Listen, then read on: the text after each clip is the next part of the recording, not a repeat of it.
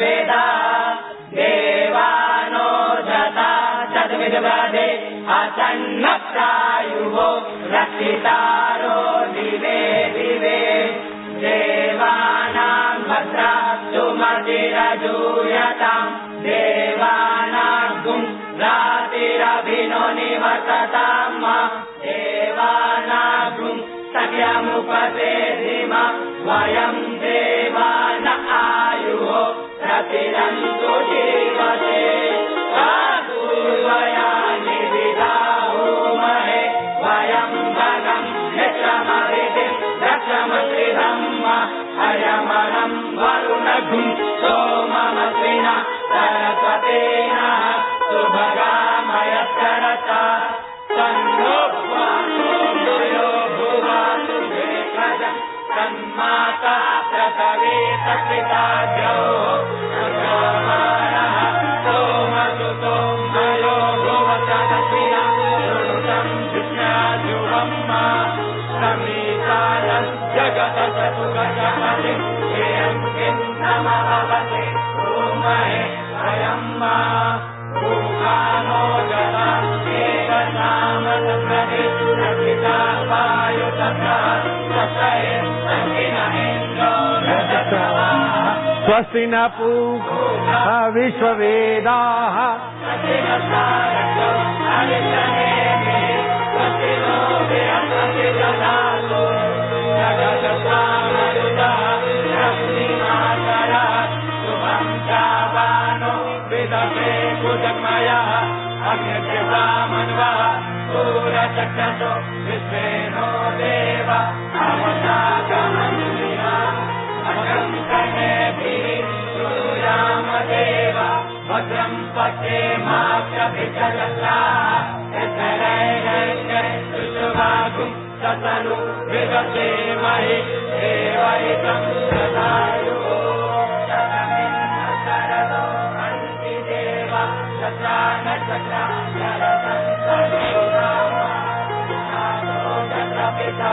भवन्ति मानो मध्यारीरिकतायुगन्तो आदितिभ्यो आदितिरन्तरिक्षमदितिर्माता स पिता स पुत्रः विश्वे देवा अदितिः पञ्चजन अदितिर्जातमदितिर्जनित्वम् ॐ द्यौः शान्तिरन्तरिक्षं शान्तिः पृथिवी शान्तिः शान्तिः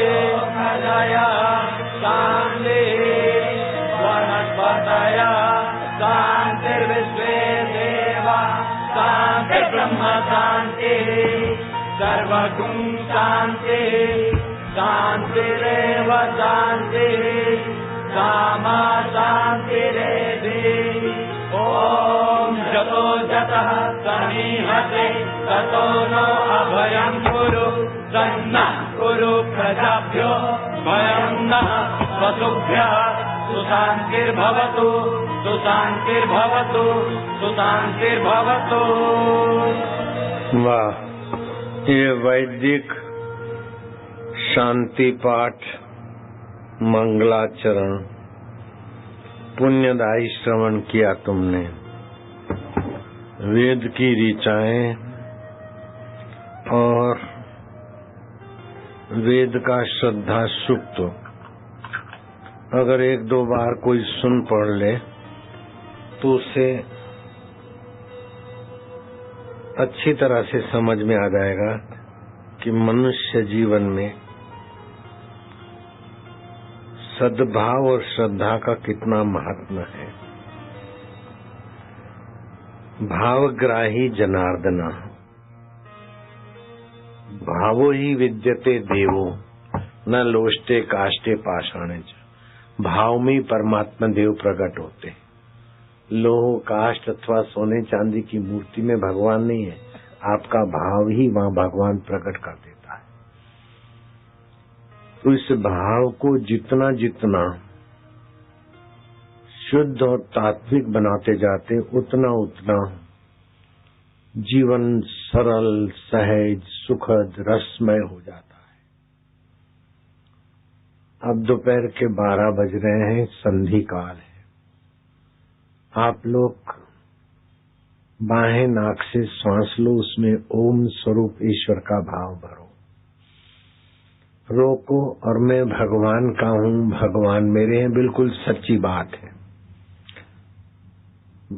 दाएं नाक से श्वास निकाल दो, फिर दाएं से लो ओम करके ईश्वर का नाम 2-5 बार जप करो। और अब मैं ईश्वर का सत्संग सुनकर ईश्वर के रस में पावन होने जा रहा हूँ। उल्टे नाक से श्वास छोड़ दो। अब दोनों नथुनों से श्वास भरो, भरो भरो भरो और रोक दो। मैं बोलूंगा, सेवक बोलेगा, तुम मन में बोलना। मैं ओमकार मंत्र का जप करूंगा, करूंगी। मैं ओमकार मंत्र का जप करूंगा, करूंगी। जिसकी छंद गायत्री है, जिसकी छंद गायत्री है, जिसकी खोज भगवान नारायण ने की, जिसकी खोज भगवान नारायण ने की। भगवान नारायण इस ओम मंत्र के ऋषि कहे जाते हैं। भगवान नारायण इस मंत्र के ऋषि कहे जाते हैं। और अंतर्यामी परमात्मा इस मंत्र के देवता है। और अंतर्यामी परमात्मा इस मंत्र के देवता है। हम अंतर्यामी प्रभु की प्रीति और प्राप्ति चाहते हैं। प्रीति और प्राप्ति चाहते हैं, इसलिए जप करते हैं। इसलिए जप करते हैं। श्वास रोका रहा, होठ बंद रखना। मैं करता हूँ ऐसा मेरे साथ करना।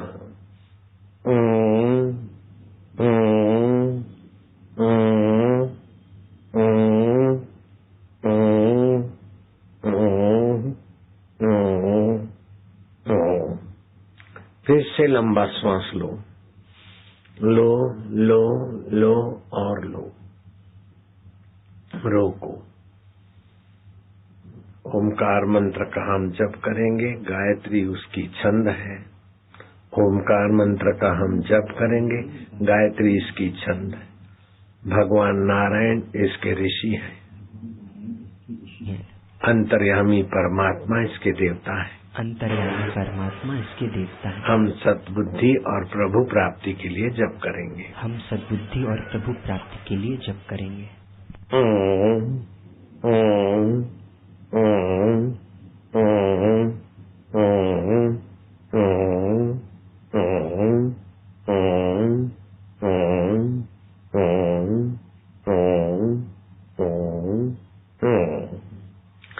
ऐसा 2 बार हर रोज करें तो आपका ये जो कंठ का पंचम केंद्र है, शरीर में 7 मुख्य केंद्र है,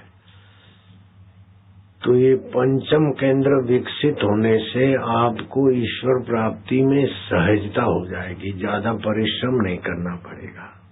संसार की चोटें आपको दबा नहीं सकेंगे और संसार की वाहवाही आपको अहंकार में फंसाएगी नहीं।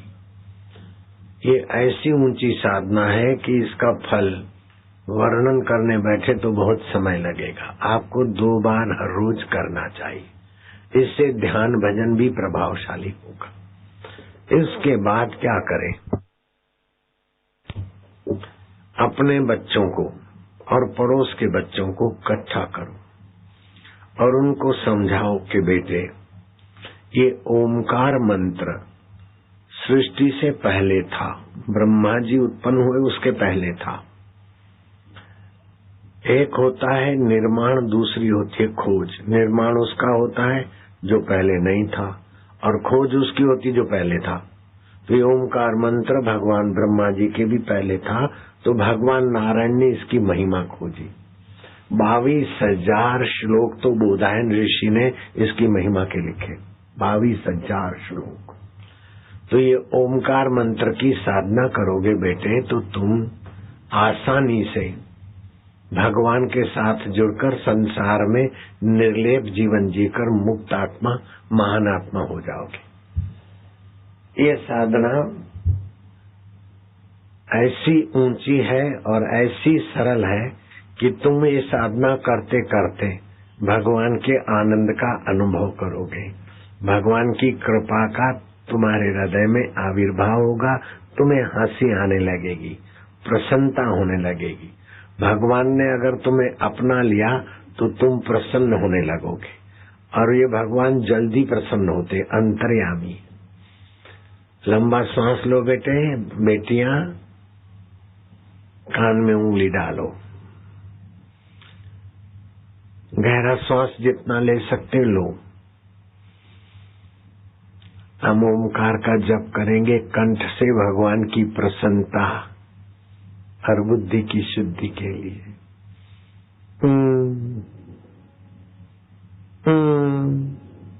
शाबाश है, आगे पीछे नहीं करते तो अच्छा है, एक साथ खूब प्यार से।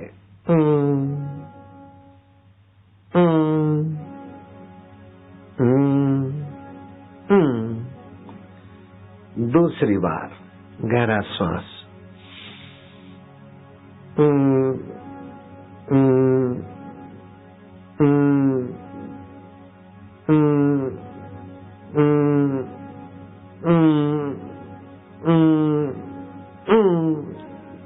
अभी हमारे गुरुकुल के बच्चों ने कैसी वैदिक स्तुति पुण्यदायी गाई।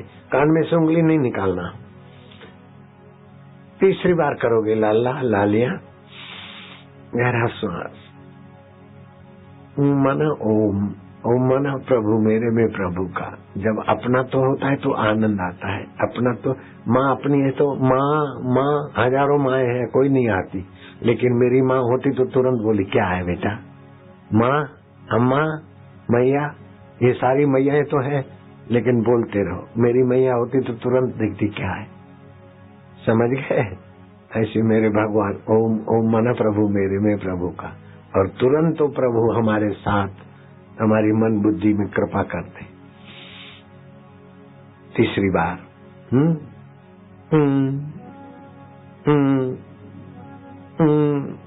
अब खुशी देंगे, प्रसन्न हो रहे हैं, हंसी आएगी। पहली उंगली डालना है। चौथी बार कर लोगे बेटे, शाबाश है, बहादुर हो। बुद्धिमान होते तो 10 बार रोज करते और बुद्धि और बढ़ती है, भगवान की कृपा और आती है, प्रसन्नता और बढ़ती है। हाथ ऐसे रखोगे तो थक जाओगे, ऐसे रखो।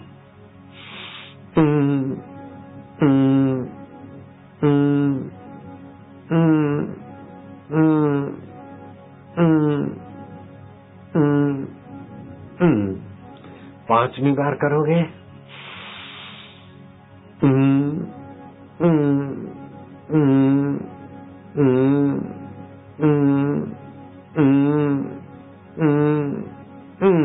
छठी बार कर लोगे, शाबाश है। मैं प्रभु का, प्रभु आनंद स्वरूप है, मेरे अंतर्यामी है। मंदिर के भगवान भी ये भगवान होंगे तब दिखेंगे, और वहीं कुछ के भगवान भी ये अंतर्यामी भगवान होंगे तभी समझ में आएंगे। मेरे ऐसे प्रभु निकटवर्ती है।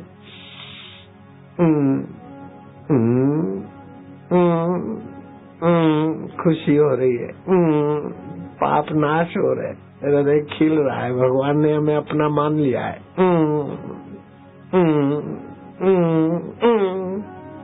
सातवीं बार कर लोगे ना, कान में से उंगली नहीं निकालना लाली, इससे स्मरण शक्ति बढ़ेगी और भगवान की प्रसन्नता तो सहज में मिलेगी। भगवान के साथ सीधा संबंध जुड़ जाएगा। गहरा श्वास।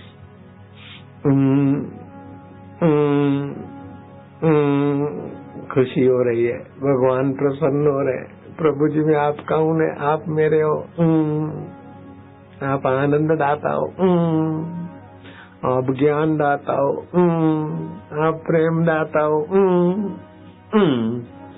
आठवीं बार, शाबाश है। आठवीं बार, मैं प्रभु का, प्रभु मेरे, और प्रभु आनंद दाता, बुद्धि दाता, मुक्ति दाता।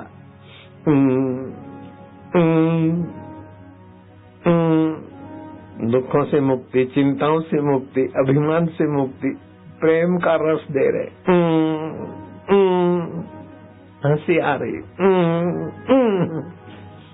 नौवीं बार कर लोगे, शाबाश है बच्चियां। बापू की बच्चियां भी बच्चों से कम नहीं है, वो बापू की बच्चियां तो माँ बाप की बच्चियां बाप की बच्चियां बच्चे, बच्चियां भी बच्चे हैं, बच्चे तो बच्चे हैं, बच्चियां भी बच्चे हैं। बापू के बच्चे नहीं रहते कच्चे। 9वीं बार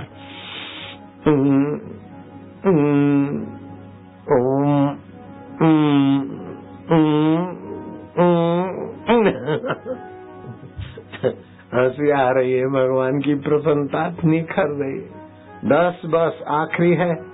जितना लंबा सांस लोगे लालियां उतने फेफड़ों के बंद छिद्र खुलेंगे, रोग प्रतिकारक शक्ति बढ़ेगी, अनुमान शक्ति, क्षमा शक्ति, शौर्य शक्ति बढ़ेगी और भगवान को पाने वाली सतबुद्धि मिल जाएगी। गहरा सांस लो, पर्दा लगा दो।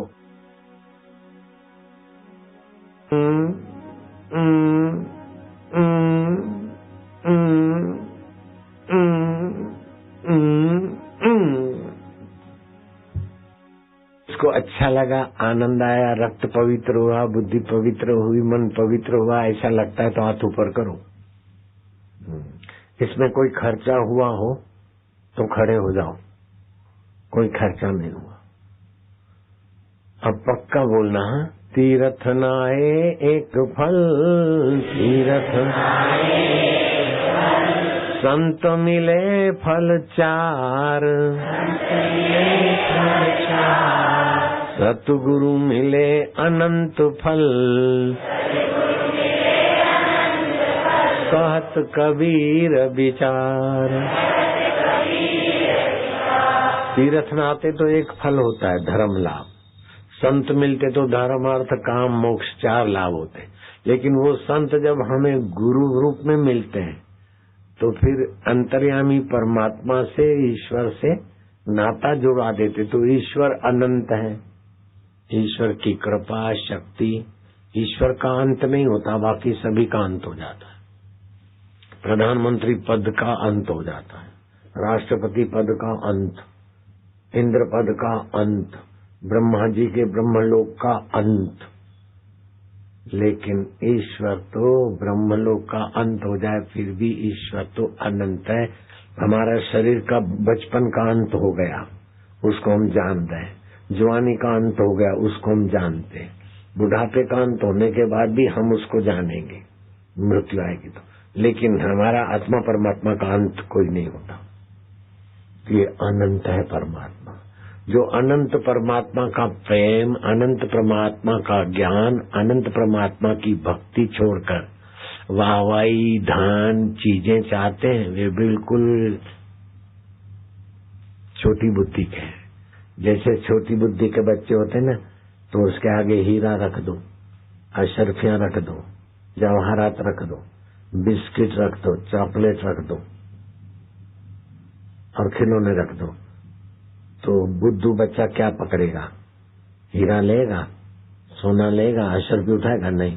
खिलौने क्या? तो फिर 2 पैसे की गोलियां और चॉकलेट और बिस्कुट में। ऐसे ये संसार सारा आत्मा परमात्मा के आगे 2 पैसे के बिस्कुट चॉकलेट जैसा है, उसी में सारी जिंदगी खपा रहे। और मरते समय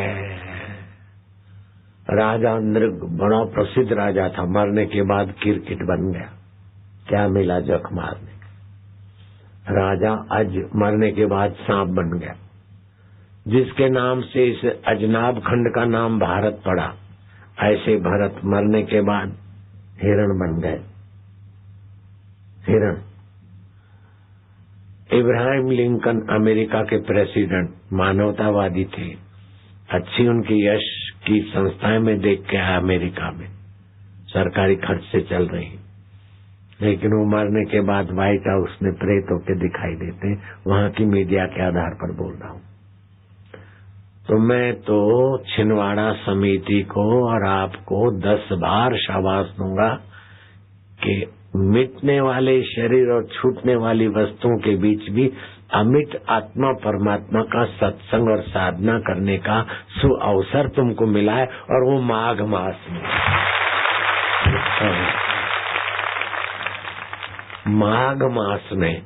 माघ मास में सभी जल गंगा जल तुल्य होता है और सभी तिथियां पर्व के समान होती हैं, सभी तिथियां पर्व के समान। तो वो पर्व के दिनों में छिंदवाड़ा वाले कई बार समितियां आ गई, हाँ, किसी की एनओसी चाहिए मेरे को, एनओसी भैया।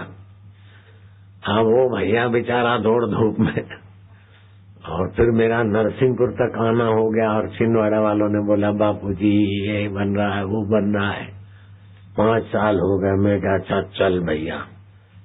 हाँ, तो ये आपको दिया प्रोग्राम रूंगे में, दूसरी बार भी प्रोग्राम देंगे 14 में, समझने वाले समझ जाना।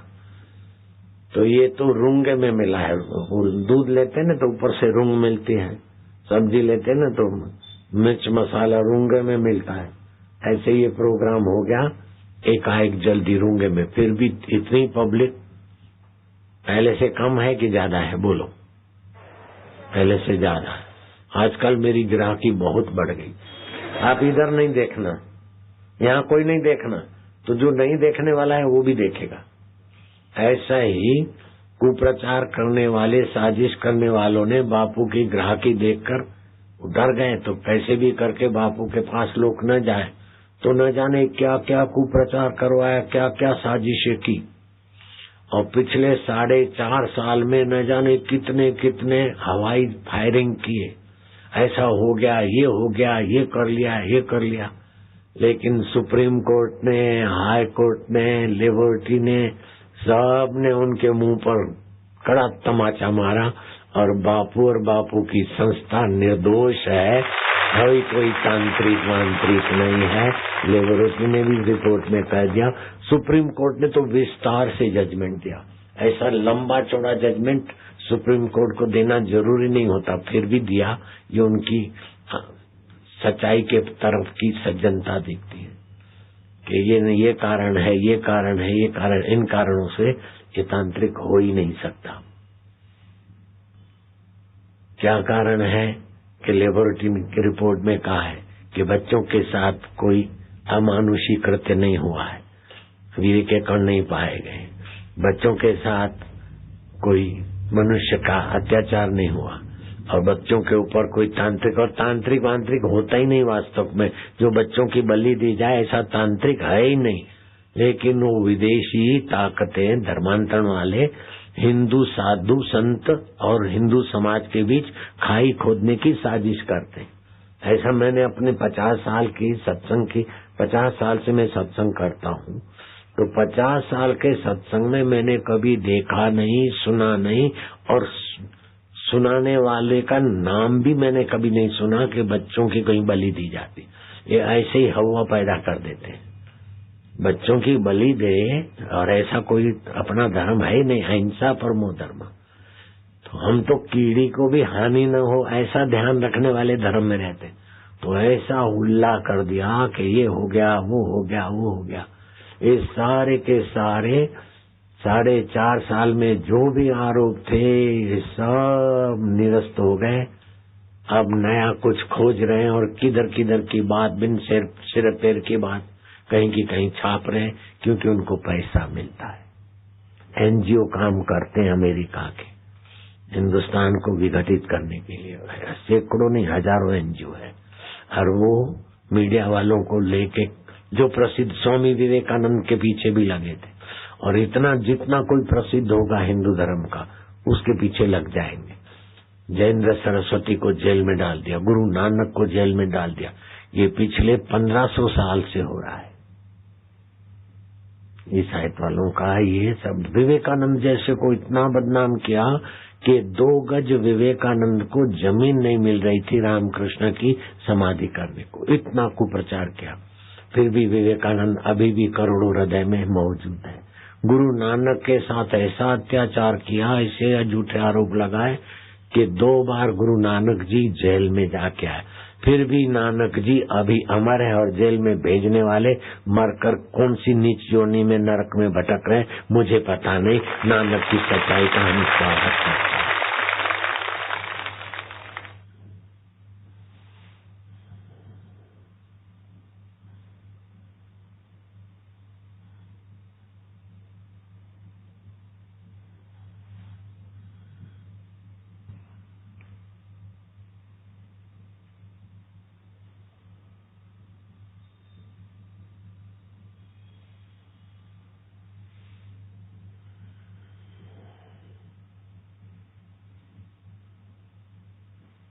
चंद्रभान जी बैठे हैं,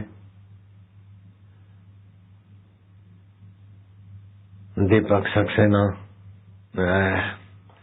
अब इनके लिए भी मेरे पास बढ़िया चीज आई, फैट कंट्रोल की। चंद्रभान चौधरी ये बैठे सामने, जैसे छुप के बैठ जाते। सरल कार्य करता है। अभी तुम्हारी भी खबर लूंगा, तुम्हारी फैट कंट्रोल कराऊंगा। बैठे बैठे। जय जय। ये है ना दीपक सक्सेना। अब इनको देखो कैसे मोटे मोटे हैं, इनको थोड़ा पतला बनाने की मैं तरकीब बता देता हूँ। चंद्रभान जी, हाँ, इनको तुम्हारे जैसा कर दूं तो मिठाई खिलाओगे मेरे को? ठीक है, हाँ बैठो।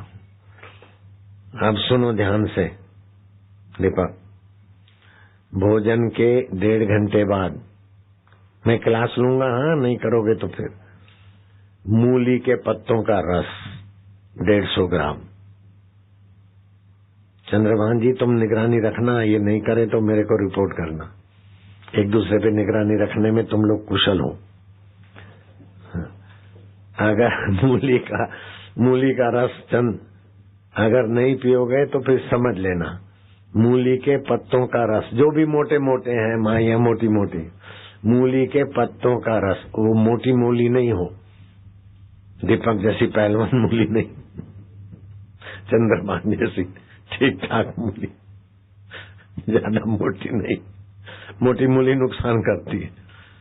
तो ठीक ठाक मूली का रस 150 मिलीग्राम, 1 नींबू और 10 ग्राम अदरक का रस भोजन के बाद पिया करो।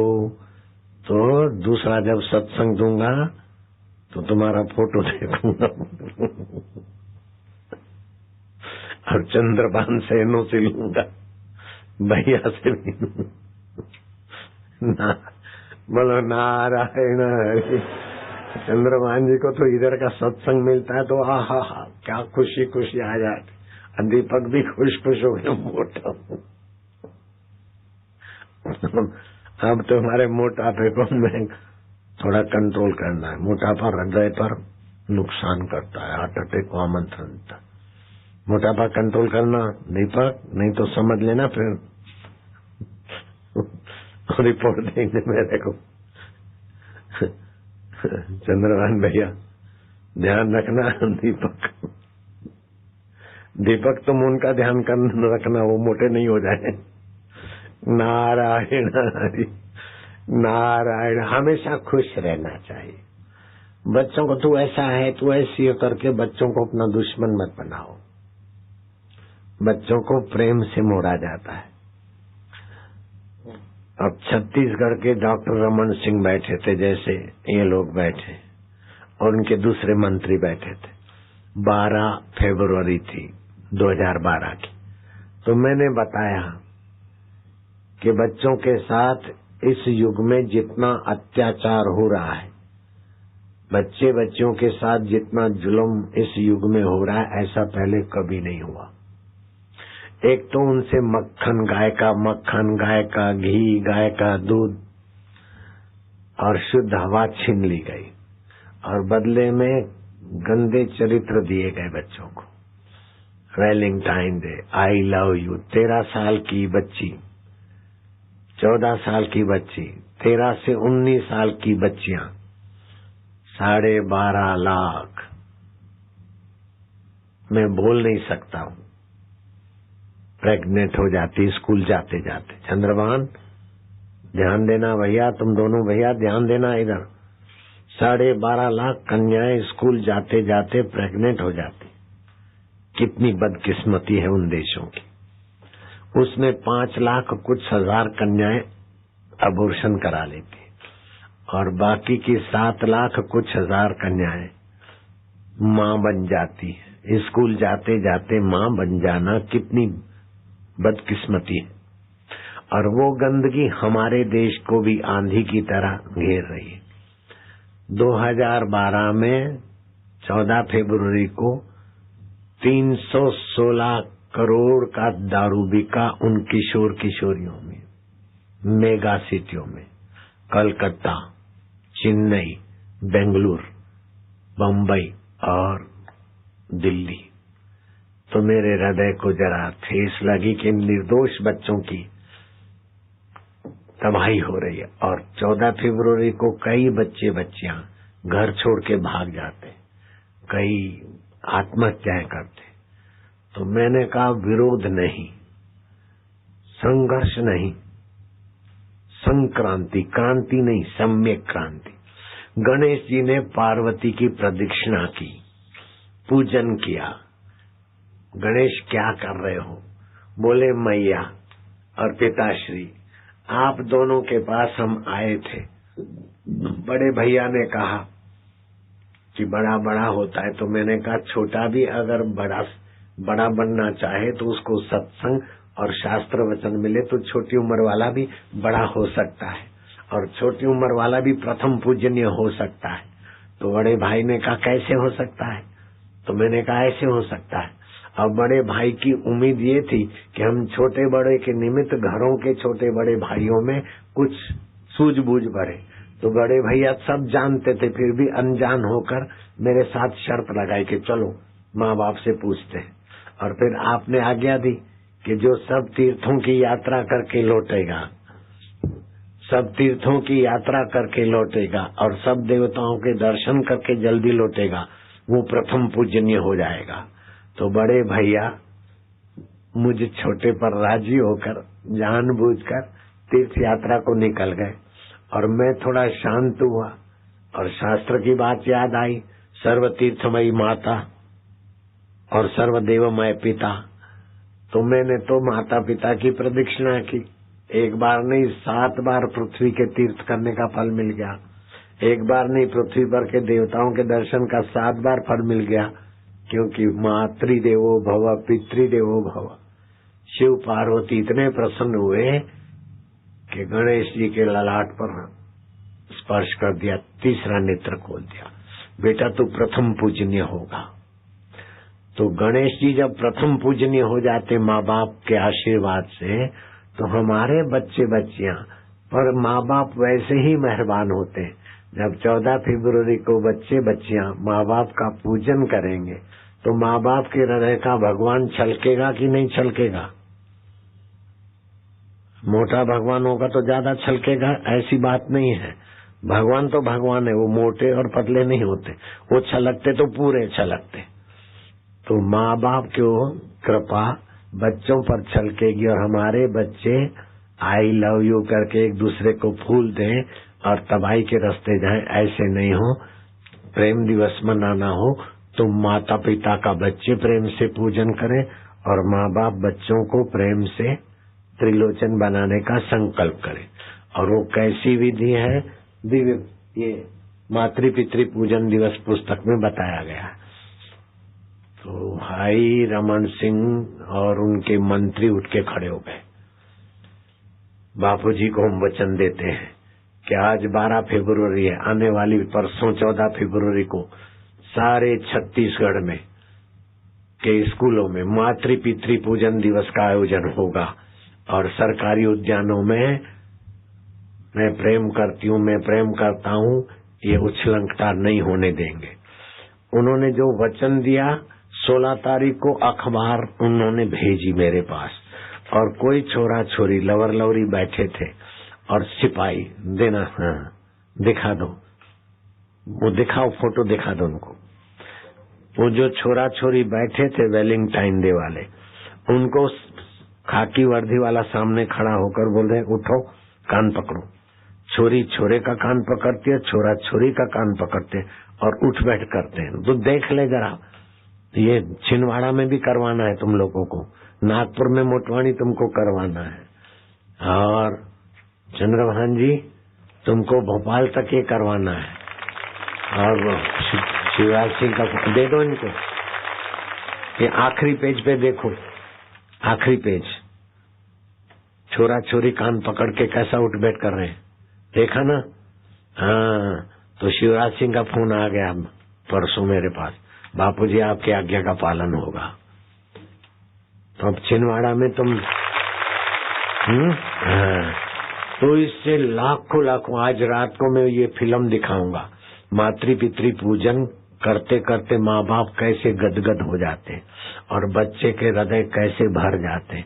वो कैसेट 15 रुपए में ही देते हैं आज, और वो कैसेट अपने अड़ोस पड़ोस में चालू करवा दो, दे हाथों में।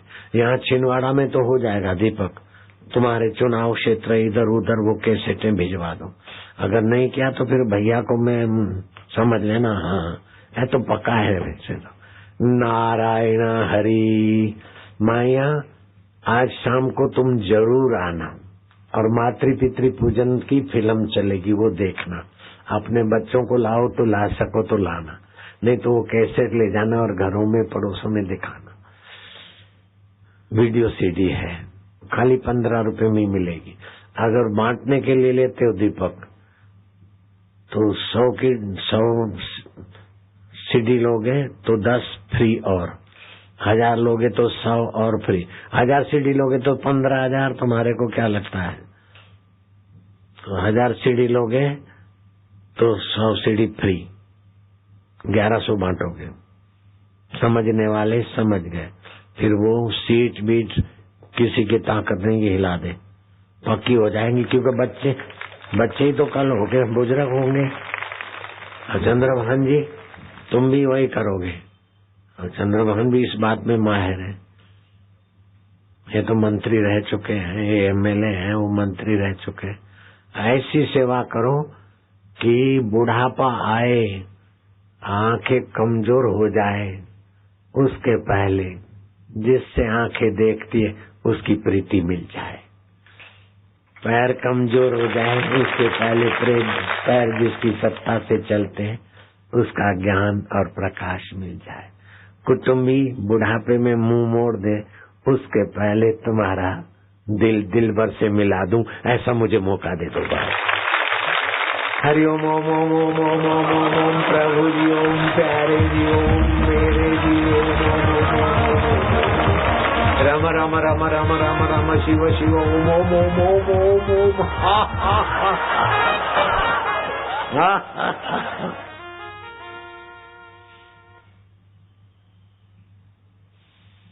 कन्हैयाराम रघुवंशी नगर पालिका,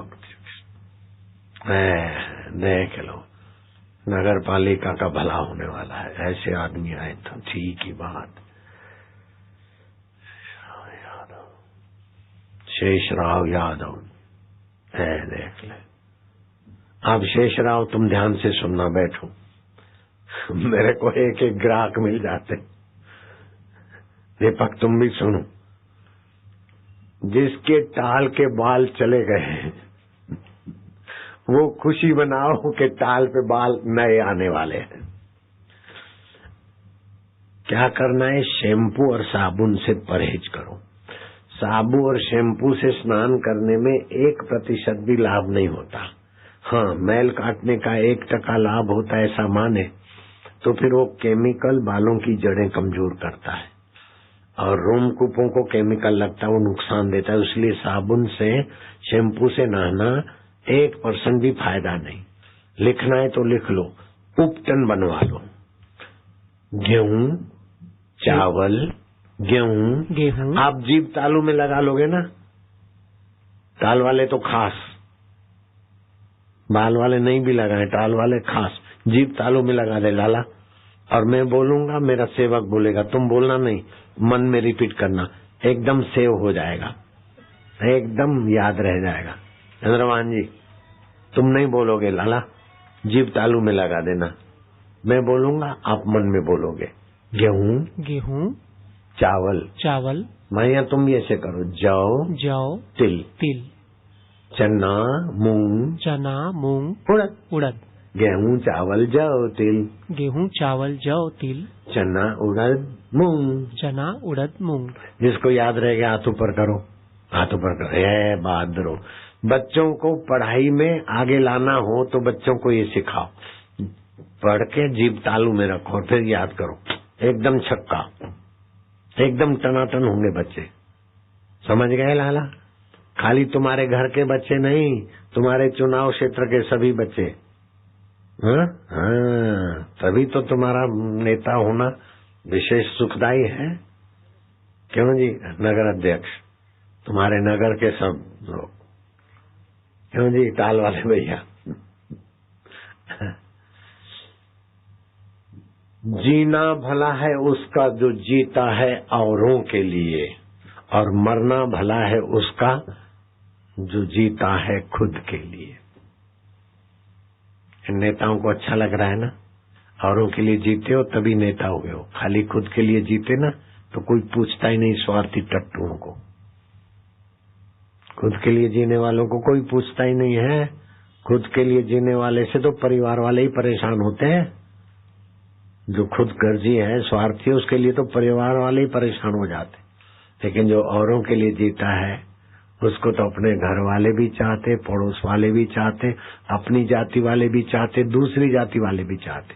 अभी मैं सत्संग शुरू किया, सैटेलाइट से लाइन जुड़ गई। 167 देशों में लोग देख रहे हैं ये छिंदवाड़ा का सत्संग, सुन रहे। अमेरिका वाले सुन रहे, कनाडा, यूके, दुबई, ऑस्ट्रेलिया वाले भी सुन रहे हैं। जो सुन रहे हैं यहाँ आ रहा है। Pakistan, Singapore, Saudi Arabia, Germany, Netherlands, Italy, Hong Kong, Spain, Qatar, New Zealand, Kuwait, France, Japan, Oman के लोग भी छिंदवाड़ा के सत्संग से जुड़कर पुण्य लाभ कर रहे। माघ महीने का पवित्र अवसर। France, Japan, Mauritius, Mexico, Malaysia, Nepal, South Korea, Thailand, Poland, Russia, पुर्तगाल, Israel, Ireland, Sweden, Brazil, Australia, Bahrain के लोगों को भी इस माघ मास की बधाई हो। इस माघ मास में सब जल गंगा जल और सब दिन पर्व है, तो जितना हो सके जप, ध्यान और परोपकार में लगना है। 167 देशों के नाम में नहीं ले पाऊंगा, सभी जो सुन रहे हैं उनको 6 फरवरी का दिन लिख लेना चाहिए। 6 फरवरी षडतिला एकादशी है। तिल डालकर लोटे में भगवान सूर्य को अर्घ्य देना है। तिल डालकर पानी पीना है, तिल डालकर भोजन करना है, तिल डालकर थोड़ा हवन हो जाए घर में, कमरे में या वातावरण में, और तिल की लड्डू अथवा तिलपट्टी थोड़ा दान करना है और तिल खाने। षडतिला एकादशी। तो यहाँ तो आपको अकाल मृत्यु नहीं छुएगी, लेकिन शरीर जाने के बाद भी नीच योनि प्राप्त नहीं होगी।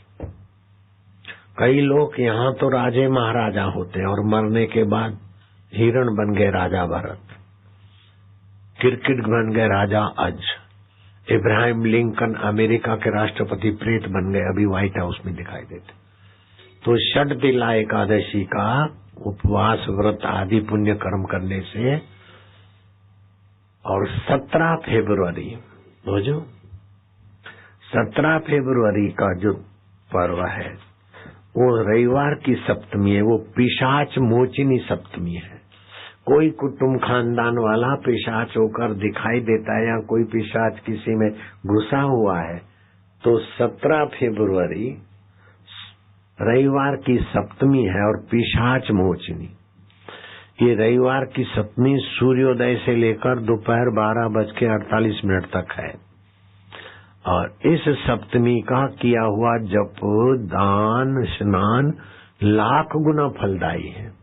कितना गुना फलदायी है? लाख गुना। जितना हो सके जप, दान, पुण्य कर्म करना। पहले का बोया हुआ है तो अभी ठीक ठाक है, अभी का बोया है तो आगे की गति है। राजा भोज के दरबार में एक राज पंडित का बड़ा सम्मान था। उस राज पंडित से दूसरे पंडित थोड़ा नाराज रहते थे। सर्वोपरि हुआ नंबर 1 पे तो दूसरे ईर्ष्या करते थे। तो किसी गुरु से ऐसी युक्ति सीखकर राजा भोज को भड़का दिया कि राज पंडित से तुम ये सवाल करो है। दूसरा सवाल करो, है नहीं। तीसरा सवाल करो, नहीं है। और चौथा सवाल करो, नहीं। अब सारे पंडितों ने गुरु की रहस्यमयी वाणी राजा भोज को भिड़ा दी और राजा भोज ने पूछा। अब राज पंडित तो खुजलाने लगा, न दर्शन शास्त्र में है, न न्याय में है, न वैशेषिक में है, न सांख्य में है, न भागवत में है, न गरुड़ पुराण में है। किसी पुराण में ऐसा सवाल और उसका जवाब नहीं तो क्या करूं? राजन 15 दिन की मोहलत चाहिए। ठीक है, अगर इस सवाल का जवाब नहीं दिया तो तुम राज पंडित के पद से तो च्युत हो गए, मेरे राज्य में नहीं रह पाओगे। अगर सवाल का जवाब ठीक मिला तो आपको विशेष सम्मानित करेंगे और आपका आदर पूरे राज्य में बहुमान यात्रा करेंगे। और पंडित बेचारा 1 दिन बीता, 2 दिन, 3 दिन, 4 दिन मायूस होता गया। 11 दिन बीत चुके, सारे पोथे वोथे खोज लिए, ये 4 सवाल तो कहीं दिखते ही नहीं और जवाब भी कहीं समझ में नहीं आता। तो उनकी कन्या थी जिसने गुरु से सारस्वती मंत्र लिया था।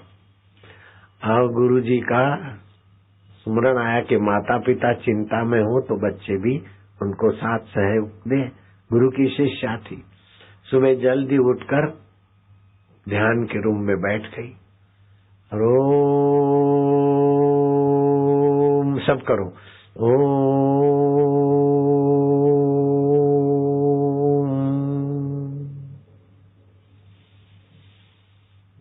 नमो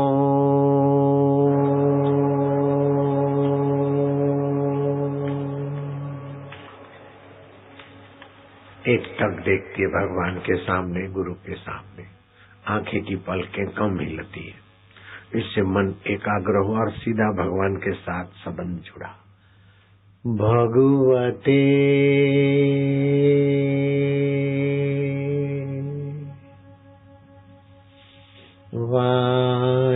वासुदेवा।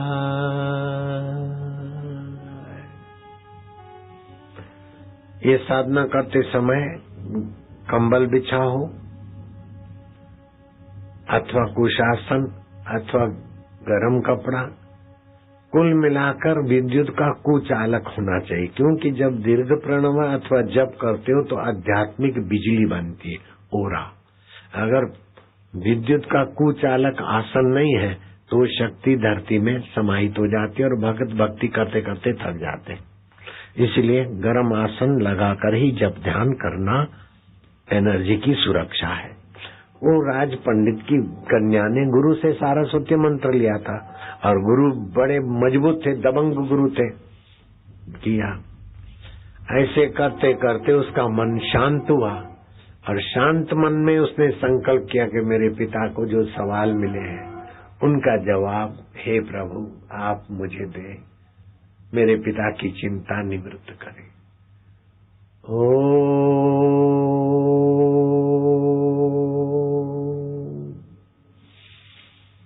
तम नमामि, बोलो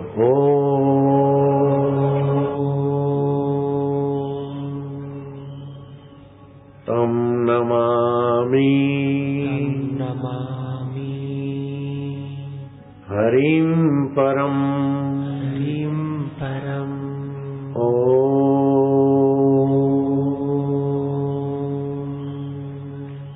तम नमामि गुरुं परम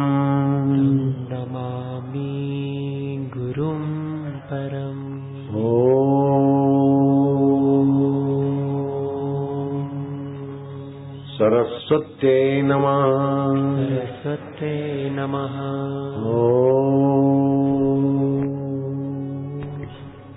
गुरुभ्यो नमः।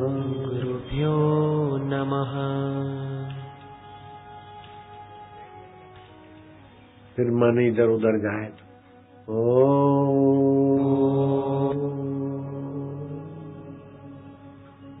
सरस्वत्यै नमः गणपते नमः।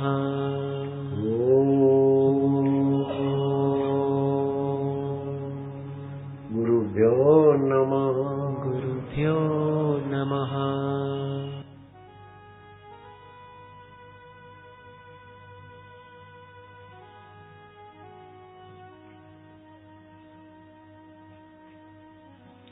ऐसा कोई सामर्थ्य है ही नहीं जो परमात्मा में शांत होने से आवे नहीं। जो जो सिद्धियां और शक्तियां हैं वो परमात्मा में विश्रांति पाने से ही पैदा होती। और ये हेलीकॉप्टर गिरा, उसके पंख हेलीकॉप्टर की पूंछ से टकराए, पूंछ कटकर उड़ी, भीड़ में किसी को लगी नहीं, पंख उड़े किसी को लगे नहीं, और हेलीकॉप्टर चूर चूर हुआ और हम ज्यों के त्यों भरपूर। ये भगवान की कृपा का चमत्कार नहीं है, मंत्र शक्ति का प्रत्यक्ष नहीं है। आज वो फिल्म देखना हेलीकॉप्टर के एक्सीडेंट की, तो ये लड़की शांत आत्मा हो गई। सूरज उदय हो उसके पहले हृदय में ज्ञान का प्रकाश हुआ। पिताश्री तुम्हारे सवालों का जवाब मिल गया है। क्या जवाब है? पिताजी मैं आपको नहीं बता पाऊंगी, आप रथ पर बैठिए और जल्दी जल्दी चलते राजा भोज की दरबार में। बच्ची को लेकर राज पंडित रथ में बैठे तो एक सेठ देखे, वो गरीब गुरबों को कुछ चीज वस्तुएं बांट रहे। पिताजी ये कौन है? बोले सुबह सुबह संत महात्माओं का दर्शन करके फिर ये दानवीर सेठ दान कर रहे हैं। बोले इनको बुलाओ, मुझे प्रेरणा हो रही है, बिठाओ रथ में। रथ आगे चला, दूसरा एक महल दिखा, वहां से तकड़ दिना दिन की ध्वनि आ रही थी। बोले पिताजी ये क्या है? बोले पूर्व नगर सेठ, वो तो मर गया कम वक्त कंजूस, लेकिन उसके बेटे को हराम के पैसे मिले, अभी नाच गाने वाली रंडिया वंडिया नाच रही। पिताजी उनको बुलाओ। उस पापी को क्या बुलाना? नहीं, मुझे प्रेरणा मिली है ना, उसे ले चलना है। लाए, आगे गए तो वट वृक्ष के नीचे एक संत महात्मा समाधिस्थ थे। पिताजी ये कौन है? बोले ये संत पुरुष हैं, उनको बुलाया नहीं जाएगा, अपन उनके नजीक चलते।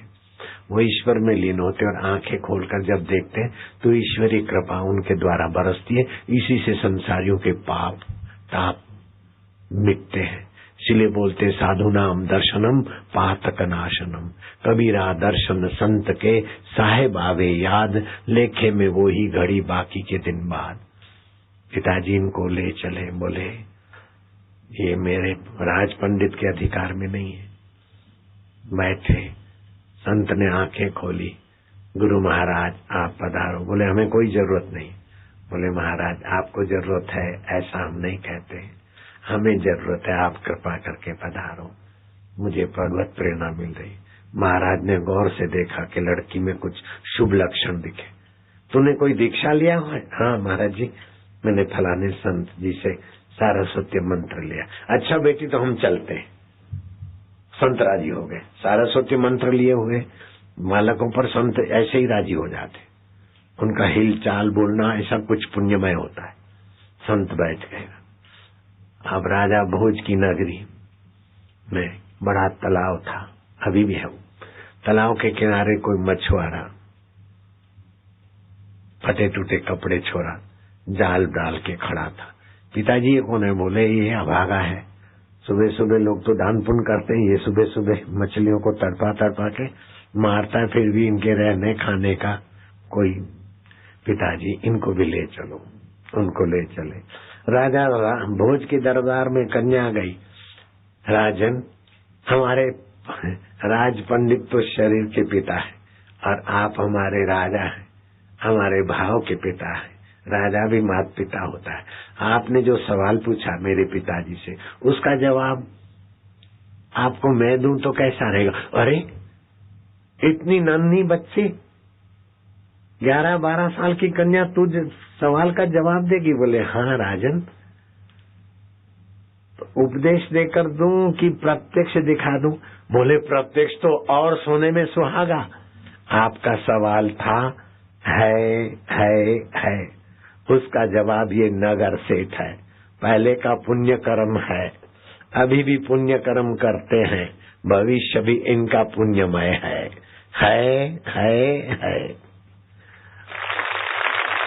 दूसरा सवाल था है नहीं। उस छोरे को देखो, अगले नगर सेठ का बेटा, पहले का पुण्य है, अभी खूब माल मिलकत है, लेकिन नाच गान में तबाह हो रहा है, भविष्य कुछ भी नहीं है नहीं। राजन, आपका तीसरा सवाल था नहीं है। महात्मा को मैं प्रणाम करती हूँ। ऊंचे आसन पर जिनको आपने सम्मानित किया है, इनका पहले का कोई दान पुण्य नहीं है, इसलिए अभी भी इनके पास कोई बड़ा आश्रम, बड़ी व्यवस्था नहीं, पेड़ के नीचे बैठे। लेकिन परमात्मा के ध्यान में लगे तो भविष्य तो इनका परमात्मामय है नहीं है। और चौथे सवाल का जवाब मैं जिसको द्वार पे बिठा के आई हूँ, अशुद्ध व्यक्ति को, नहाता नहीं धोता नहीं, वो खड़ा हो जा तो वो खड़ा हो गया। ये तुम्हारे चौथे सवाल का जवाब है। पहले का पुण्य दान नहीं है, इसलिए अभी सुख सुविधा नहीं है, और अभी भी कोई अच्छा कर्म नहीं है, सत्संग ध्यान मंत्र, इसलिए भविष्य भी नहीं है। सेठ जी है नहीं, नगर सेठ का बेटा, नहीं है महात्मा, और नहीं वो मछुआरा।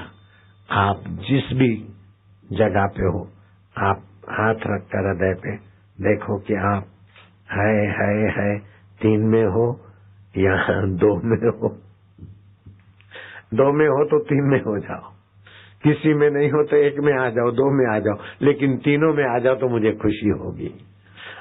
नारायण हरि है दीपक, है और आगे भी है। इसीलिए 6 फरवरी और 17 फरवरी और आखिरी 3 दिन सबके लिए है कर देगा। 23, 24, 25 फरवरी माघ मास का आखिरी तिथियों में जो स्नान करते हैं उनको महीने भर के पुण्य प्राप्त हो जाएंगे, ऐसा शास्त्र वचन है। लिख लेना 23, 24, 25 फरवरी। अब मैं 6 तारीख को भोपाल, 5 तारीख को भोपाल से प्रयागराज जाऊंगा, और 5 से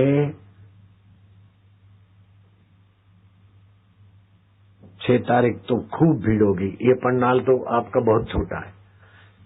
पूरे प्रयागराज में बड़े बड़े मंडलेश्वर, बड़े बड़े लोगों को, किसी को 25,000, किसी को 50,000, किसी को कुछ 80,000 आदमी बैठ सके ऐसी जगह। अपने को तो 5 लाख आदमी बैठे, इतनी लंबी चौड़ी जगह दी, वो भी छोटी पड़ती, इतना है।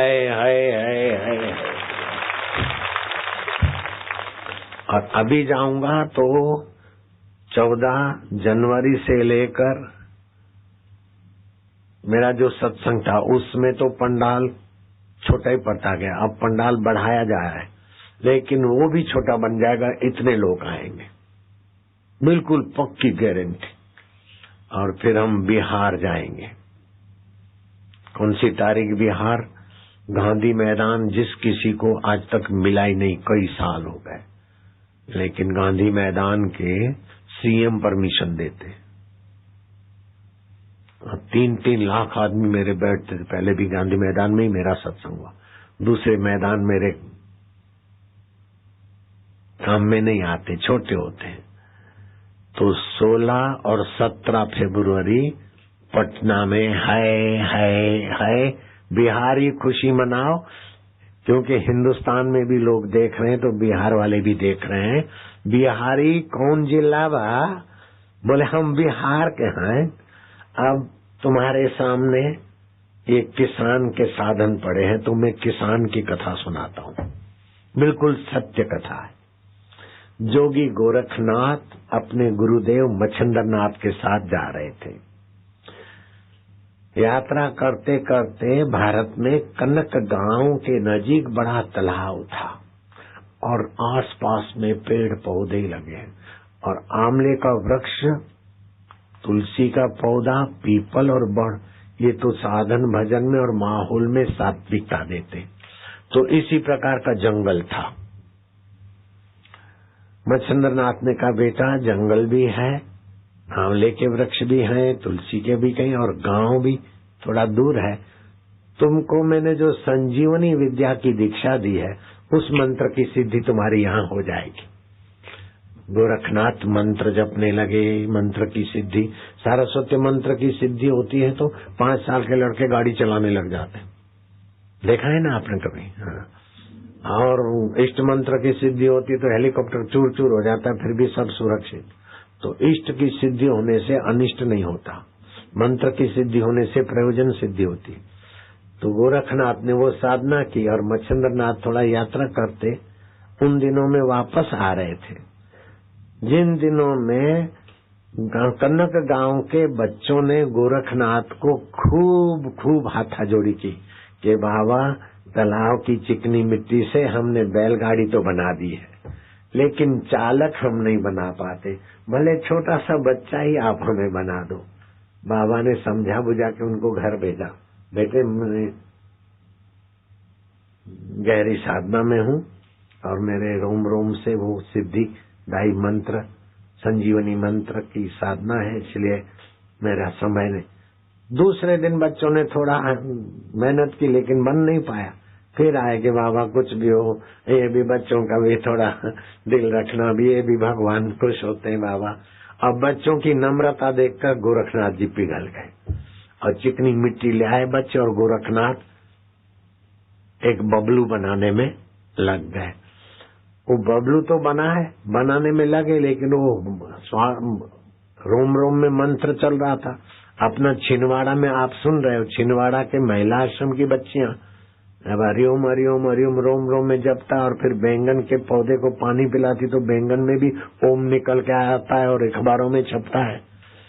तो ये तो हमारे गुरुकुल की बच्चियां हैं, और गोरखनाथ तो गुरुकुल की बच्चियों से बहुत आगे थे कि नहीं थे, मानना पड़ेगा। तो संजीवनी मंत्र पढ़ते पढ़ते जो बबलू तैयार किया, ये बैलगाड़ी रखी ना आज यहाँ मेरे स्टेज पर, घास चारा भी रखा है, तो वो कथा याद आ गई। वो बैलगाड़ी चलाने वाला चालक, ड्राइवर बच्चे के रूप में बनाया, लेकिन जो बनाए और बैलगाड़ी पे रखे उसके पहले तो बच्चा हिलने लगा, बच्चे में प्राण का संचार हो गया। लड़के डरे के भूत भूत भागो, भूत भूत।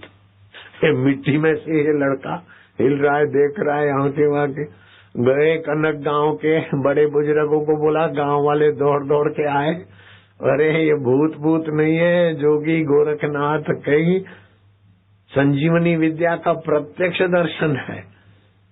है महाराज भोजू,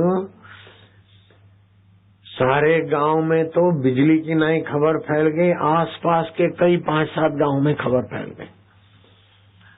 दूसरे दिन गांव के अच्छे अच्छे लोग थे, चंद्रभान समझ गए, हाँ तैयार है ना कभी ऐसा हो तो गए गांव के अगवानों को ले आए। अगवान तो अगवान होते, समझ गए कि ये गोरखनाथ की सिद्धि है। बाबा हमारा गांव पवित्र हुआ, हमारी भूमि पवित्र हुई, ये कनक गांव ऐतिहासिक हो गया। अब कनक गांव को पता भी नहीं था कि बापूजी बोलेंगे और 167 देशों में कनक गांव ऐतिहासिक पुकारा जाएगा। हो गया कि नहीं हो गया? हो गया। बाबा ये बालक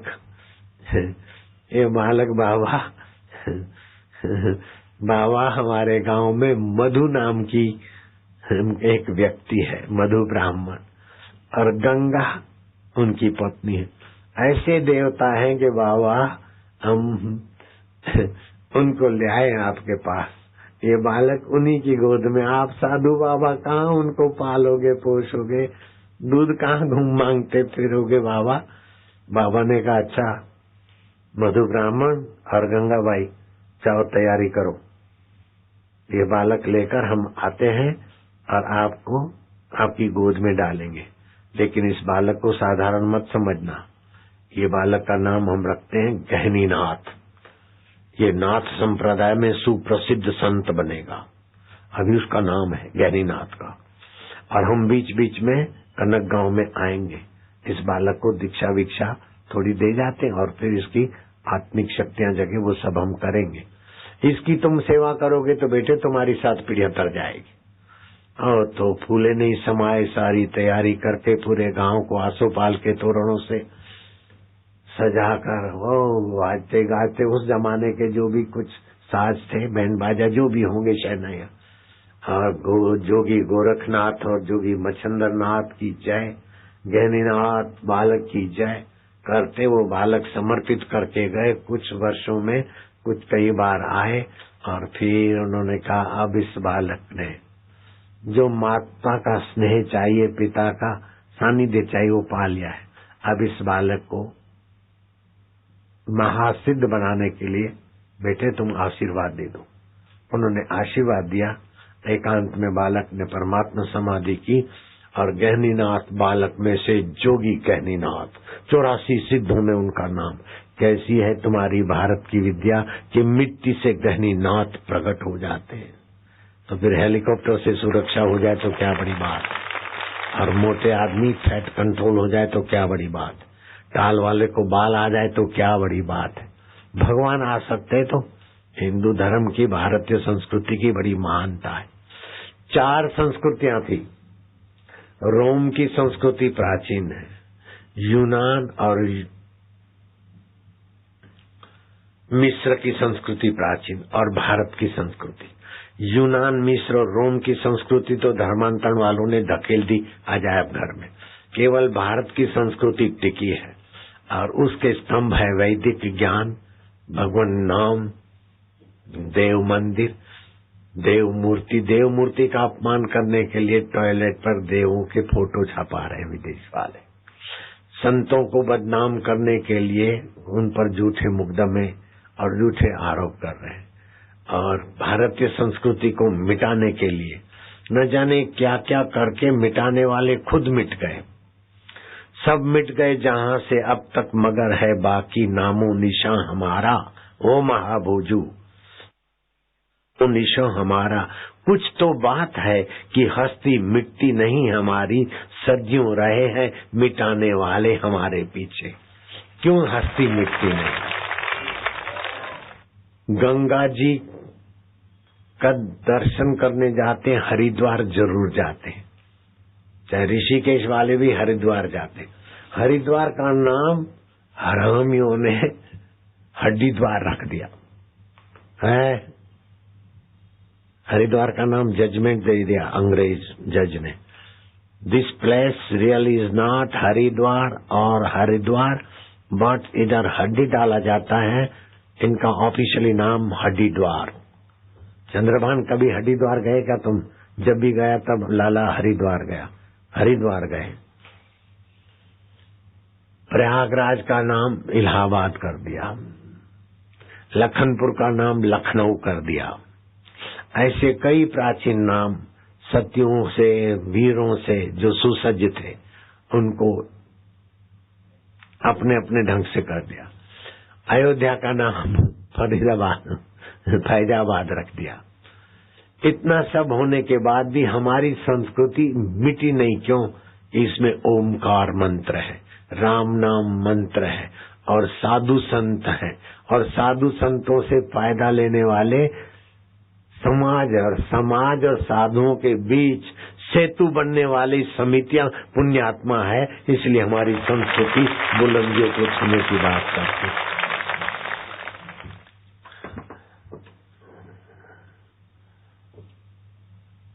ये कान में उंगली डालकर जो प्रयोग कराया गया, ये अपने बच्चों को कराओगे, बच्चे होनहार होंगे, तेजस्वी होंगे, बच्चियां भी तेजस्वी होगी।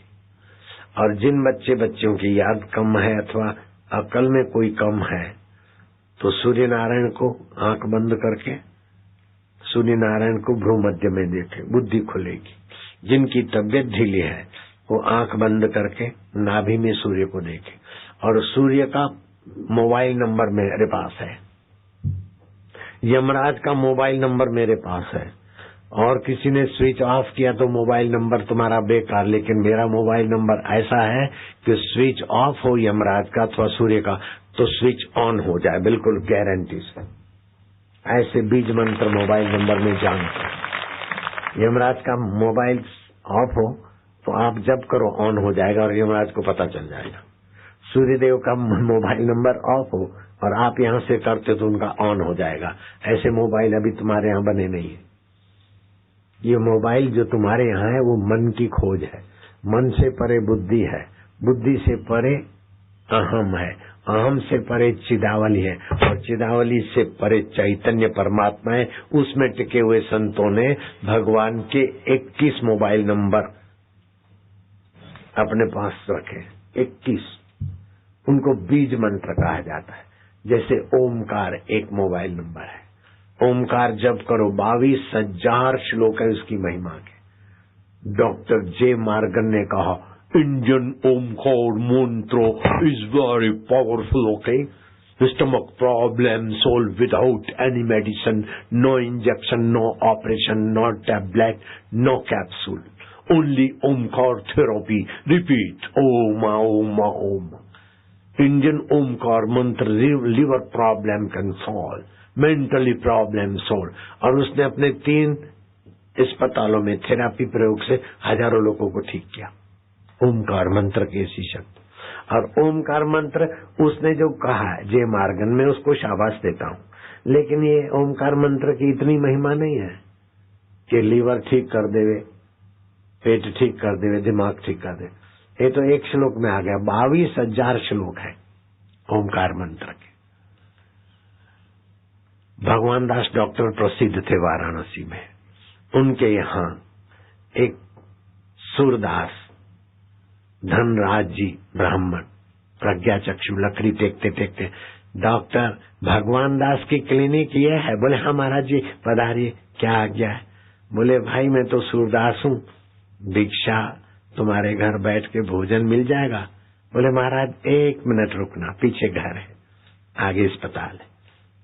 पत्नी ने कहा कि मैं नहा धो के अभी गई हूँ रसोई घर में, 1 घंटे में महाराज आप घूम के आना, भोजन पाना। बोले मैं प्रज्ञा चक्षु माना सूरदास, समझ रहे हैं ना? लकड़ी टेक कर कहाँ 1 घंटा घूमने जाऊंगा, यहाँ तुम्हारे दवाखाने में बैठने की जगह तो होगी। हाँ महाराज बैठिए। मरीजों से जो कुछ लेना देना था किया। महाराज ओमकार मंत्र ये भगवान का 21 बीज मंत्रों में बड़ा प्रसिद्ध है। बोले हाँ अरे ओमकार मंत्र तो प्रणव सर्व वेदेशु शब्द खय पुरुषम नृषु। महाराज तो शुरू हो गए श्लोक पर श्लोक। भोजन किया। महाराज कल भी आना, महाराज कल भी आए, परसों भी आए। महाराज अगर आपकी आज्ञा हो, डॉक्टर भगवान दास हाथ जोड़ के कहते ये पंडित अंबा प्रसाद शास्त्री, अरे बोले बड़े प्रसिद्ध हैं और बड़े सज्जन हैं, संत सेवी हैं।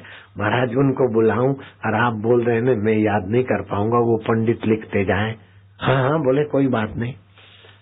वो सूरदास महाराज धनराज श्लोक बोलते गए और पंडित अंबा प्रसाद लिखते गए। 22,000 श्लोक लिखे गए और उनका अनुवाद अंग्रेजी में हुआ थियोसॉफिकल सोसाइटी।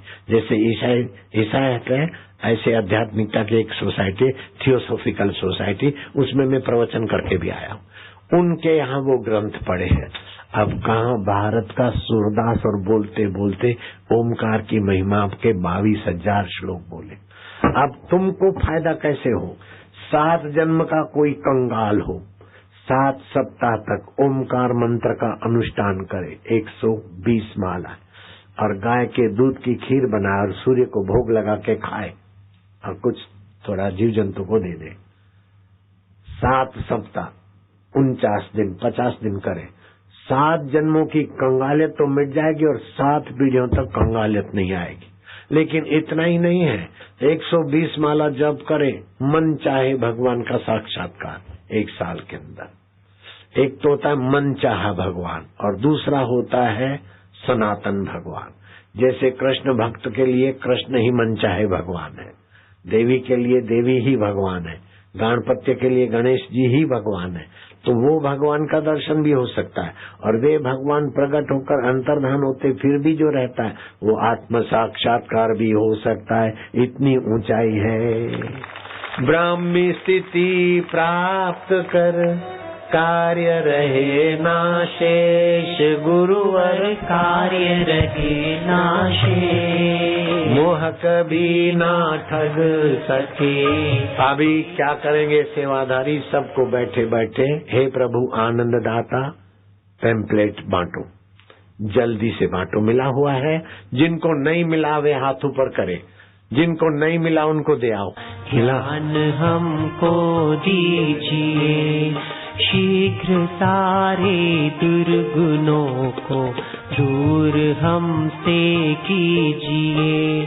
लीजिए हमको शरण में, हम सदाचारी बने, ब्रह्मचारी धर्म रक्षक वीर व्रतधारी बने। हे प्रभु आनंद दाता ज्ञान हमको दीजिए। निंदा किसी की हम किसी से भूल कर भी ना करें, ईर्ष्या को भी हम किसी से भूल कर भी ना करें। सत्य बोले झूठ त्यागे, मेल आपस में करे। दिव्य जीवन हो हमारा, यश तेरा गाया। देखो तुच्छ जीवन क्या होता है और दिव्य जीवन क्या होता है। तुच्छ जीवन वो है कि ये शरीर मैं हूँ, शरीर बीमार होता है तो तुच्छ जीवन वाला बोलता है मैं बीमार हूँ। मन में दुख आता है तो तुच्छ जीवन वाला बोलता है मैं दुखी हूँ। दिव्य जीवन वाला बोलेगा शरीर को बीमारी है, उसका उपाय करके शरीर को ठीक कर रहा हूँ। मन में दुख आया तो विवेक जगाएगा कि वासना के कारण दुख आया, नासमझी के कारण दुख आया, और दुख आया है तो जाएगा। दुख का भोगी नहीं बनता, जो दुख का भोगी बनता है उसके दुख मिटते नहीं। दुख का जो उपयोग करता है उसका दिव्य जीवन हो जाता है। सुख का जो भोगी बनता है उसके सुख टिकते नहीं और उसे खोखला बनाते। सुख का जो उपयोग करता है उसका सुख मिटता नहीं। तो दिव्य जीवन वाले को सुख मिटेगा नहीं और दुख टिकेगा नहीं, और तुच्छ जीवन वाले के दुख मिटते नहीं और सुख टिकते नहीं। तो दिव्य जीवन कैसे हो कि अपने शरीर की बीमारी अपने में मत मानो, मन के दुख को अपने में मत मानो। बीमारी को आप जानते हैं, आप बीमारी से पृथक है। दुख को तुम जानते हो, दुख से पृथक हो। दुख आके चला जाता है, बीमारी आके चली जाती है और तुम रहते हो, तो तुम आत्मा हो। शरीर मरने के बाद भी तुम नहीं मरते हो, ये दिव्य जीवन है। शरीर बदलने के बाद भी तुम नहीं बदलते हो। बबलू थे उस समय ऐसे नहीं थे। दिखाऊं फोटो तुम्हारा बचपन का मेरी कैमरा से लाके? ये तो अभी हुए हैं। बचपन में अब केला बहुत अच्छा लगता था तेरे, केला बहुत प्यारा लगता है। सच बोलो, हाँ बोलो। केले खूब खाए हैं।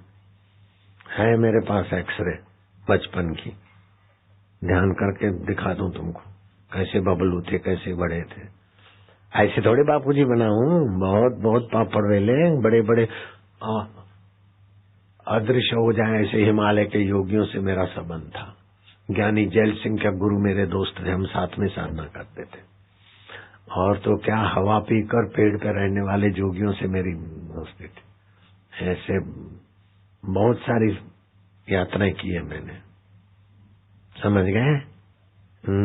अभी तुमको 4 दिन तुम लोगों को ध्यान योग शिविर में बिठाऊं ने तो तुमको लगेगा दर्द तेरे की, इतने दिन हम थे कहाँ। 4 दिन में तो तुम्हारे अंदर के केंद्र थोड़े थोड़े खुलेंगे ना, तो आपको लगेगा अरे यार इतना सारा है। मैं 40 दिन एकदम मौन कमरे में बंद हो गया, खाली दूध पीता था। थर्मास में दूध आता, रख लेता, जब भी भूख लगी आधा पौना पाव पौना पाव पी लेता। फिर 2-3 घंटे के बाद फिर तो दिन में 2 लीटर 1.5 लीटर दूध पीता बस। और जप और ध्यान, ध्यान और जप और शास्त्र अध्ययन। 37वें दिन तो जो खजाने खुले उसको बांटते बांटते 50 साल हो गए। अभी रत्ती भर भी नहीं खूटता है। जब भी मंच पे चढ़ता हूँ बस उसकी एक किरण फेंक देता हूँ, साथ के साथ। तुम्हारे अंदर every man is the god but playing the fool. तुम्हारे अंदर, सभी के अंदर वो महान परमात्मा की सत्ता, चेतना, आनंद और सामर्थ्य छुपा है।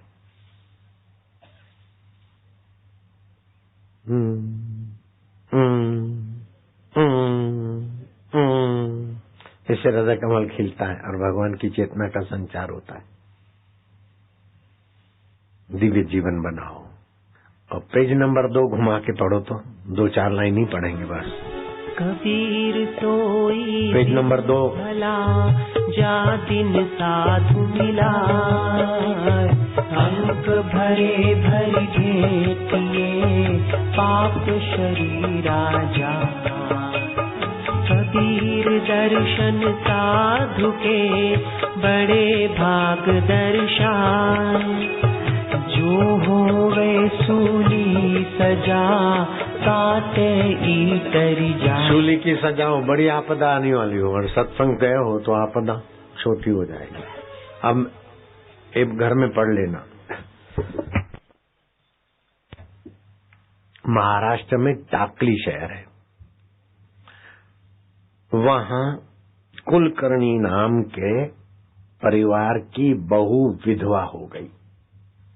पति मर गए और पति के साथ सती होने की परंपरा थी, नहीं तो विधर्मी लोग अपहरण करते, जोर जुलम करते, अपने घर ले जाते।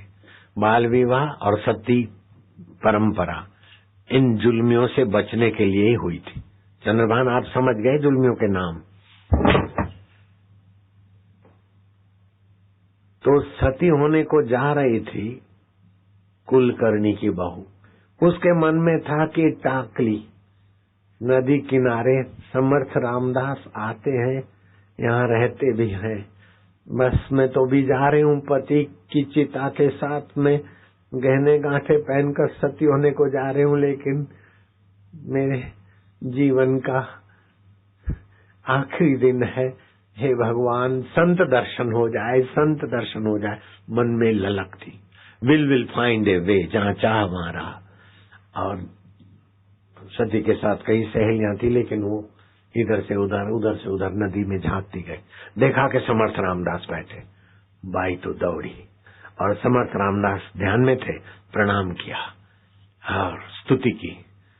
तो बाई की छनन छनन आवाज और स्त्री का आवाज सुनकर समर्थ रामदास बंद आंखें बोल पड़े, सदा सुहागिन अष्टपुत्रवती भवा। बाई ने कहा, महाराज जी आंखें आप पलकें खोलकर दृष्टि डाले, पवित्र करे। हाँ, क्या है बेटी? बोले, जिसको आपने सदा सुहागिन का वरदान दिया है, वो मेरा सुहाग तो शमशान के तरफ पहुंच गया है। मैं जाकर सती होने वाली थी, इसीलिए सजी दजी थी, और आपने मेरे गहने गांठों की आवाज सुनकर नई दुल्हन मानकर सदा सुहागन अष्टपुत्रवती भव बोल दिया है। महाराज जी, अब मैं क्या करूं? जो आपकी आज्ञा। जिसने बुलवाया वो करेगा, मेरी आज्ञा मान। तेरे पति के शव को वापस ही हम बुलवाओ। उनके पति का शव लाया गया। समर्थ रामदास ने ब्राह्मी स्थिति में रहकर संजीवनी मंत्र पढ़ा पानी को। जैसे बिजली तो आती है, लेकिन वायर के द्वारा आती है अथवा कोडलेस चीज होती है उसके द्वारा, ऐसे ही भगवान की सत्ता आती, कोई निमित्त बनना पड़ता है। तो पानी में वो भगवत सत्ता डाल के चारों तरफ उस मुर्दे के तरफ कोऑर्डिनेट कर दिया, ताकि जैसा तैसा को भटकू आत्मा न घुस जाए। बाई का पति ही आए, दूसरा न आए। देखो कितनी सूझबूझ होती। फिर कहाँ घूम रहा है? मरने के 2.25 घंटे के बाद वो जीवात्मा अपने शव के इर्द गिर्द घूमता रहता है। हाँ, और फिर से जी आजा, मैं बुला रहा हूँ तुझे। मंत्र पढ़ा, थोड़ी देर में मुर्दा हिला, खड़ा हो जा बेटा। खड़ा हो गए, पति पत्नी दोनों प्रणाम करते थे। अष्टपुत्रवती भवा, भगवान ने कर दिया ना तुम्हारा मनोरथ पूरा। बाबा, हमको संतान होगी तो पहली संतान आपके चरणों में देंगे कि तथास्तु। वो पहली संतान का नाम रखा औधव। एक तो बाल ठाकरे का बेटा उद्धव है, वो उद्धव नहीं, ये उनका उद्धव आते सत्संग सुनने मेरे पास। हाँ, तो वो उद्धव कौन सा? समर्थ रामदास के आशीर्वाद से जिसका मुर्दा पिता जिंदा हुआ और जन्म मिला, वो उद्धव समर्थ रामदास के शिष्यों में बड़ा दबंग शिष्य हुआ। अगर मैं झूठ बोलूं तो तुम सब मरो, लेकिन ध्यान देना, झूठ बोलूं तब मरना। अपने प्यारों की कसम में झूठी क्यों खाऊंगा? इतिहास साक्षी है, महाराष्ट्र के भक्तों से पूछो। मरे तुम्हारा अभिमान, मरे तुम्हारा पाप, मरे तुम्हारा अज्ञान, तुम तो जुग जुग जियो और रब का रस पियो, खुश हो जाओ, निहाल हो जाओ। चंद्रभान मन में बोल रहे हैं, बाबा इतना बोल दो न, फिर से आ जाओ।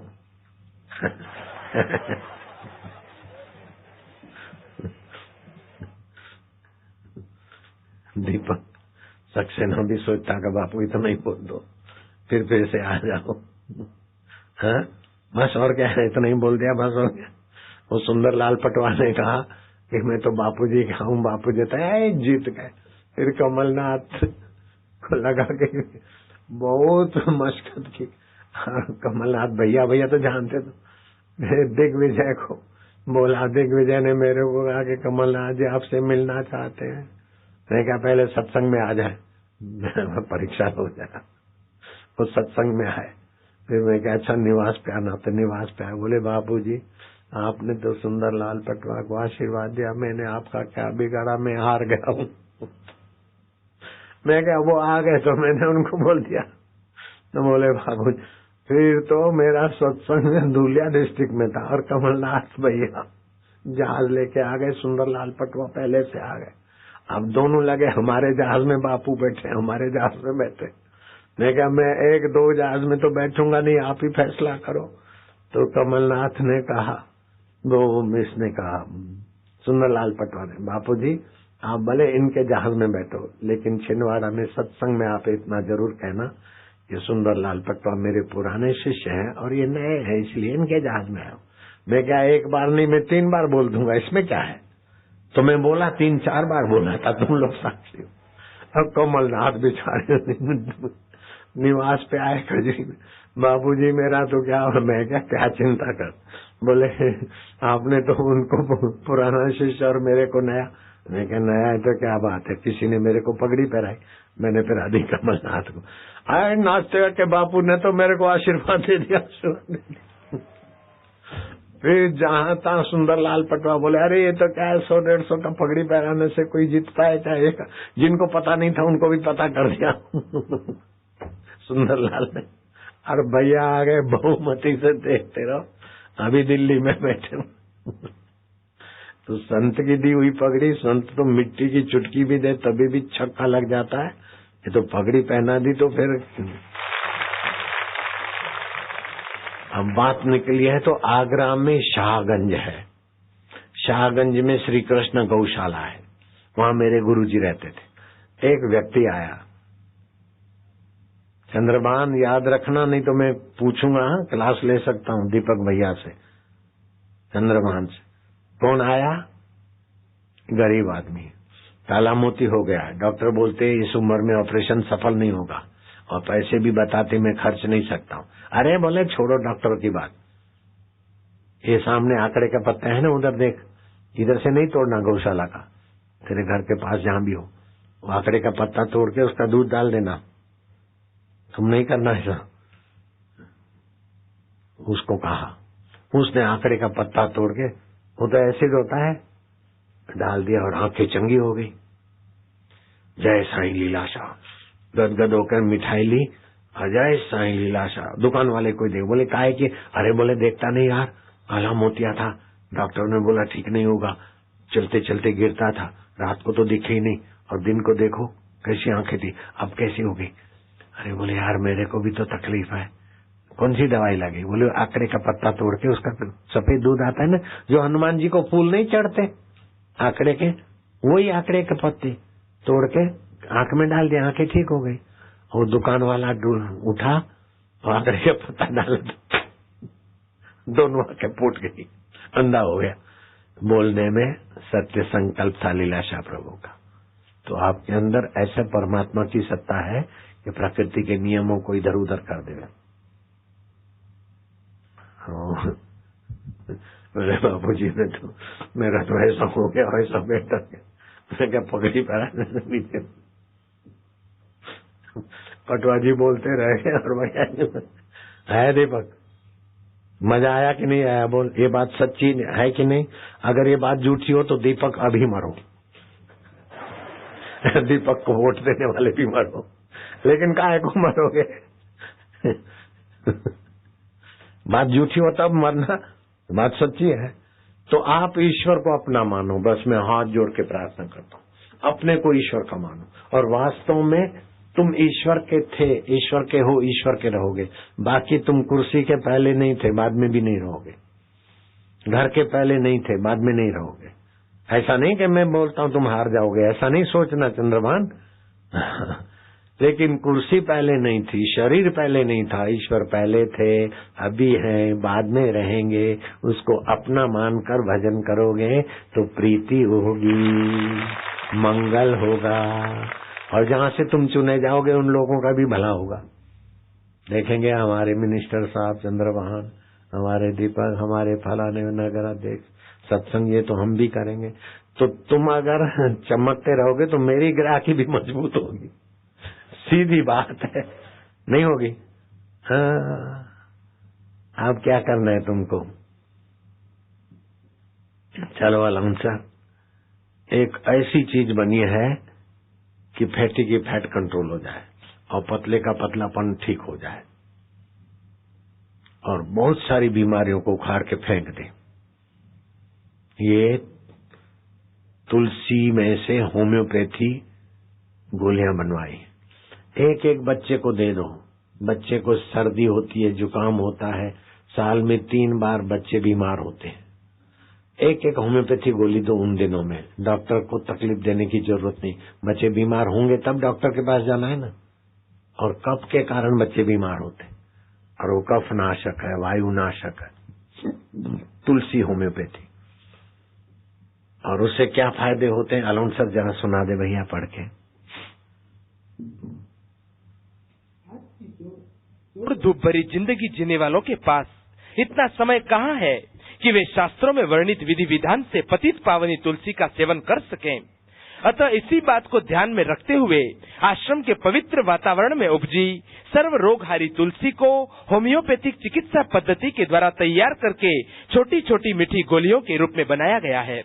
होम्यो तुलसी गोलियां, इसके नियमित सेवन से स्मरण शक्ति, हृदय रोग, अस्थमा अर्थात दमा, हिचकी, कफ, वात, विष विकार, श्वास, खांसी, प्रतिश्याय, खून की कमी, दंत रोग, शरीर के ऊपर सफेद धब्बे अथवा अन्य प्रकार के त्वचा संबंधी रोगों में चमत्कारी लाभ मिलता है। साथ ही यह शिरशूल, प्रजनन तथा मूत्रवाही संस्थान के रोगों की श्रेष्ठ औषधि है।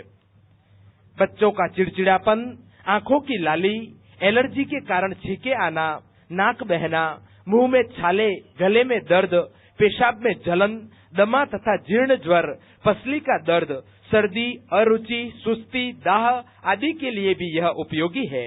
यह पित्त को उत्पन्न करती है तथा कफ और वायु को विशेष रूप से नष्ट करती है। अतः पित्त प्रकृति वाले लोग यदि 2-2 गोली सुबह शाम आधा कप पानी में घोल कर लें तो उन्हें भी यह निश्चित रूप से लाभ करती है। यह हृदय के लिए हितकर, हृदयोत्तेजक, उष्ण तथा अग्नि दीपक है एवं कुष्ठ, मूत्र विकार, रक्त विकार, पार्श्वशूल आदि को नष्ट करने वाली है। यह हृदय हेतु बलवर्धक होने से अनेक प्रकार के शोथ, विकार जन्य रोगों में आराम देती है। यकृत अर्थात लिवर और आमाशय के लिए भी बलवर्धक है। सिर का भारी होना, पीनस, माथे का दर्द, आधाशिशी, ज्वर, दमा, जुकाम, कफ तथा गले के रोगों के लिए बहुत लाभकारी है। मिर्गी, नासिका रोग, कृमि रोग आदि में विशेष लाभ करती है। एसिडिटी, संधिवात, मधुमेह अर्थात डायबिटीज, स्थूलता अर्थात मोटापा, खुजली, मोटापा सुनो दीपक, सुन रहे? फिर से सुनाओ मोटापा। मधुमेह अर्थात डायबिटीज, स्थूलता अर्थात मोटापा, खुजली, यौन दुर्बलता, प्रदाह और नजला, फेफड़ों में खरखराहट की आवाज आने पर या गला बैठने पर विशेष लाभकारी है। पाचन शक्ति बढ़ाने के लिए, अपच रोगों के लिए तथा बालकों के यकृत प्लीहा संबंधी रोगों के लिए, सिर के दर्द, आधे सिर के दर्द तथा वमन की स्थिति में यह अपना विशेष प्रभाव दिखाती है। लंबे समय तक सेवन करने पर यह शरीर के वजन को नियंत्रित करने में अत्यंत गुणकारी है। फिर से बोलो, लंबे समय तक सेवन करने से, मोटे लोगों के लिए बोलो, मोटे मोटे जी सुनो। इसके नियमित सेवन से भारी व्यक्ति का वजन घटता है, भारी व्यक्ति का वजन घटता है और एवं पतले व्यक्ति का वजन बढ़ता है। देखो, यानी यह शरीर का वजन आनुपातिक रूप से नियंत्रित करती है। ऋतु परिवर्तन में होने वाली सर्दी एवं जुकाम में यह फायदा करती है। हम दूसरा ये पैम्पलेट खुद पढ़ लेंगे, तुम नाम लो, जल्दी करो। ये शीशी मिलेगी, उसके साथ मिल जाएगा। अब एक बात तुम बोलो उसके पहले, जिनके पास दिव्य प्रेरणा पुस्तक नहीं है वो दिव्य चक्कर मारने वाला, वापस फिर से सुनने योग्य राग पहाड़ी सुनने वाले को मोबाइल की हानियों से चक्कर लेने वाली ऊर्जा प्राप्त होती है।